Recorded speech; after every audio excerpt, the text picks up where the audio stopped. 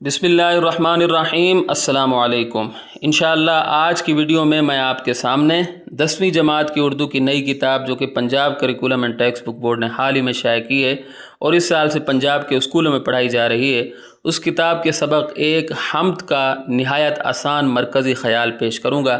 اس سے پہلے میں مفہوم اور تشریح کے بارے میں ایک ویڈیو بنا چکا ہوں۔ تشریح کے بارے میں جو ویڈیو بنائی تھی اس میں مفہوم بھی شامل کیا تھا، تو اس ویڈیو کا لنک میں ڈسکرپشن میں دے دوں گا۔ اسی حمد کی تشریح کی ویڈیو ہے، تو اگر آپ وہاں سے تشریح یاد کر لیں اور مفہوم یاد کر لیں تو آپ سمجھ جائیں کہ آپ کو اس حمد کا مرکزی خیال بھی یاد ہو جائے گا، کیونکہ میں نے یہ مرکزی خیال اسی مفہوم سے نکالا ہے اور اس لیے نکالا ہے تاکہ آپ کو یاد کرنے میں آسانی ہو۔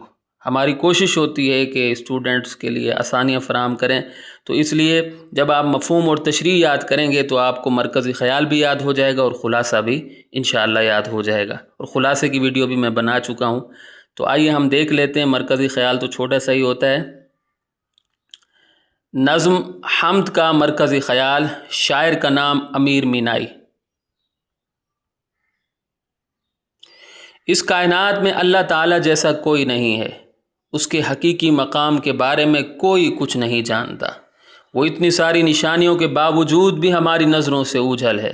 وہ ہر جگہ موجود ہے، اس کے علاوہ اس کائنات میں کوئی حقیقی وجود نہیں رکھتا۔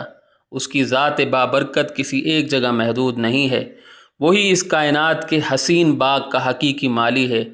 دنیا میں راز جاننے والے تو بہت مل جاتے ہیں، لیکن راز چھپانے والی ذات صرف رب تعالیٰ کی ہے۔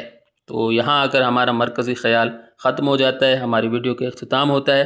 امید کرتا ہوں کہ آپ کو میری یہ کاوش پسند آئی ہوگی۔ اگلی ویڈیو تک کے لیے مجھے اجازت دیں۔